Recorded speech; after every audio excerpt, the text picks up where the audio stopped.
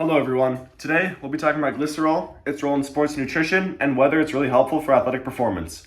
We'll cover what glycerol is, where it comes from, its proposed mechanisms, the science on efficacy, safety, regulatory status, dosage, cost, and finally, our recommendations. What is glycerol and where is it found?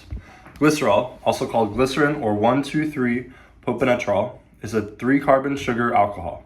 It's the backbone of triglycerides, the fat in our body. So when our body breaks down fat, free glycerol is released. It's viscous, hygroscopic, water-attracting molecule. Outside the body, glycerol is widely used in food, cosmetics, and pharmaceuticals.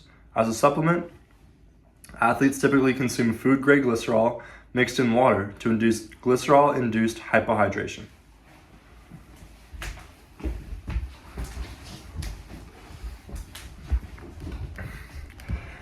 What are the claims and what is the proposed mechanism of action? The main claim is that glycerol can increase fluid retention when ingested with water, which helps athletes start exercise in a more highly hydrated state, referred to as hyperhydration.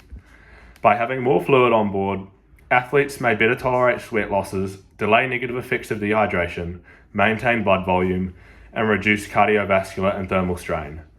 Some also use glycerol for rehydration after exercise to help restore volume more quickly. On to mechanism and theory. Glycerol raises the osmolarity of body fluids, creating an osmotic drive that favors water retention. Less is lost in urine, more stays in circulation. This leads to plasma volume expansion, which supports cardiovascular function and thermoregulation during exercise.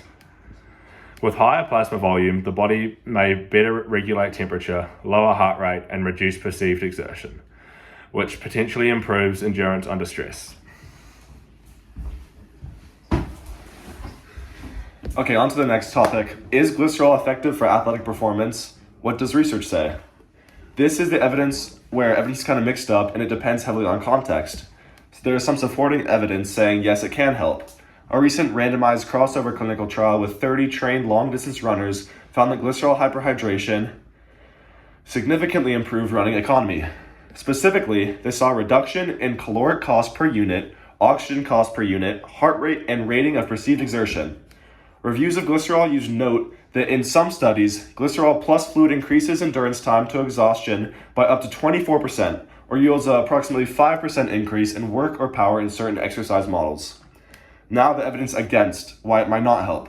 A study in recreational runners doing a 5K time trial in the heat found that glycerol hyperhydration significantly increased fluid retention and plasma volume, but did not improve running performance, heart rate, core temperature, or perceived exertion.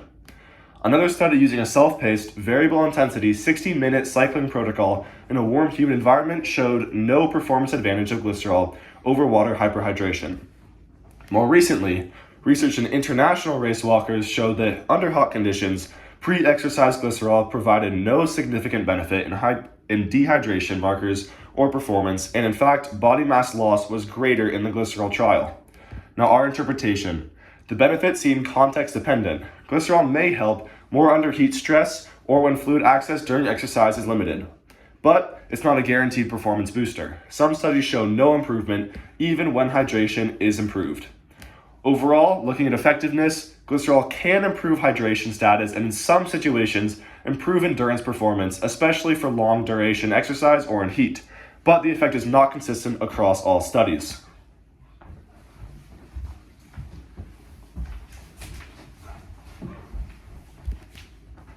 What are the potential side effects? What we've seen based on human studies and reviews is that there's commonly reported side effects that include gastrointestinal discomfort, nausea, bloating, and lightheadedness. Rare side effects can include headache or dizziness in some individuals. Because glycerol causes fluid retention, users often experience increased body mass, around 1 liter of retained fluid before exercise. Though less common, there are concerns about over-retention if protocols are not properly managed.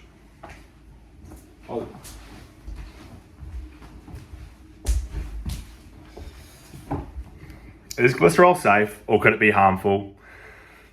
Looking at general safety, when used within recommended protocols, glycerol is relatively safe. According to the Australian Institute of Sport, side effects are uncommon if done right. Studies on rehydration and performance have not shown serious adverse outcomes in healthy trained adults. Now, looking at potential risk groups and cautions. Athletes in sports where body mass has a disadvantage may be negatively affected by the added water weight. People with fluid balance or kidney issues might need to be cautious, since glycerol changes body water distribution, although specific clinical trials in such populations are limited. Gastrointestinal sensitivity. If someone has a weak stomach or is prone to nausea, they may struggle with the bolus ingestion for required hyperhydration. Also, athletes should practice glycerol protocols in training and not use it for the first time in competition because of the individual variability and tolerance.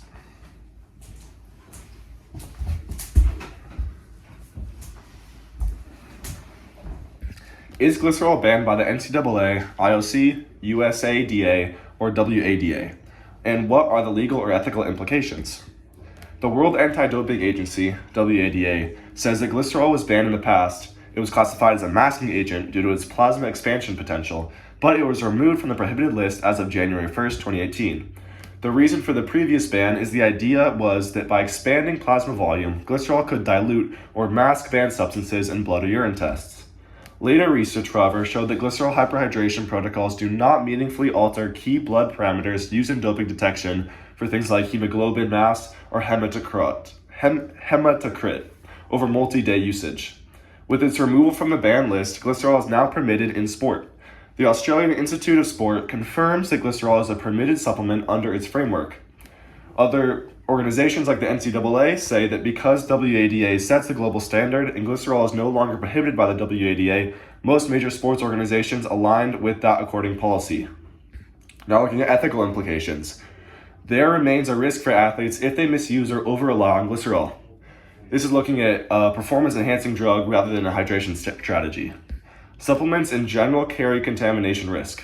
Even though glycerol is permitted, athletes must use batch-tested, high-quality products, as with all supplements, to avoid inadvertent doping. Also, the extra body mass from retained fluid could pose risks with cardiovascular strain if not correctly managed in hyperhydration protocols.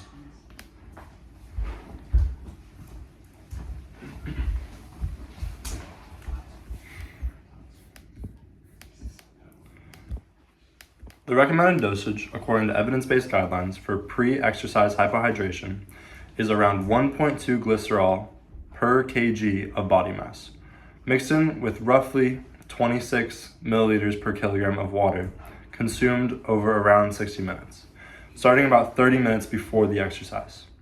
For during exercise rehydration, some protocols use 0.15 grams per kilogram of glycerol and about 5 milliliters per kg of fluid. For post-exercise, most recommendations are about 1 gram of glycerol per kg added to about 1.5 liters of fluid to accelerate plasma volume restoration. The cost and sourcing, according to the Australian Institute of Sport, for food grade glycerol can be bought very cheaply in Australia for about $10 Australian for 200 milliliters.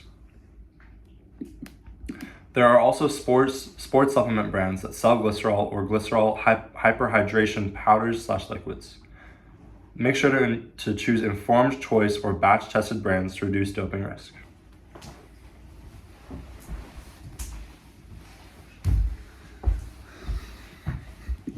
Our recommendations. Here's what we would recommend based on current science if you were choosing to use glycerol for athletic performance. Firstly, test in training, not competition.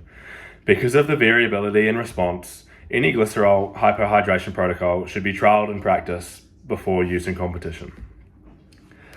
Secondly, use evidence-based protocols. Stick to 1.2 grams per kilogram of glycerol with 22 to 26 milliliters per kilogram of water, ingested over 60 minutes starting 2 hours before the competition piece. This matches what has worked in several human trials. Finally, be cautious with weight-sensitive sports. If you're in a sport where even a minor body mass change matters, for example, running, fighting, or cycling, consider the trade-off between hydration benefit and extra mass. Consider environmental conditions.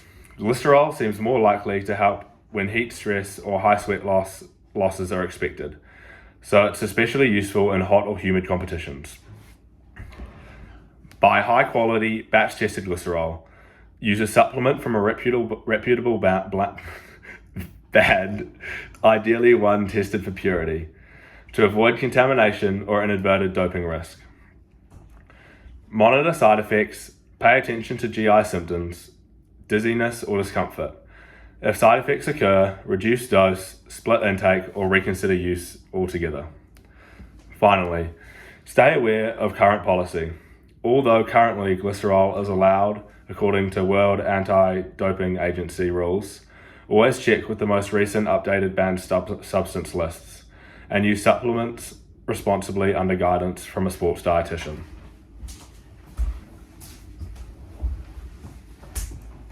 In conclusion, glycerol is a well-studied osmotic molecule that can help with fluid retention and potentially improve endurance performance, particularly in heat or when fluid access is limited.